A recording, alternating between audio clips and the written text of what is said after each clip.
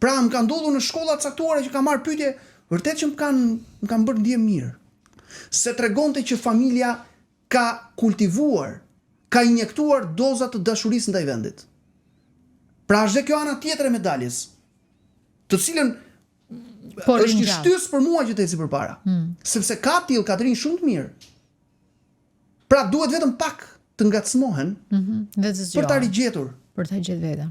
Sepse nuk është tashmë po kuptohet që kjo mbajtja në këtë zymtësinë nuk mund të vazhdoj pafundësisht. Do vi një moment drita. Ta kërkoj dritën patjetër. Dhe këtë dritë unë besoj që mund ta sjellin të rinjt shumë. Ka një shkollë të komunikimit shqiptar të tipit që foli fort, foli egër, foli kështu e foli ashtu. Politika e ka shty atë.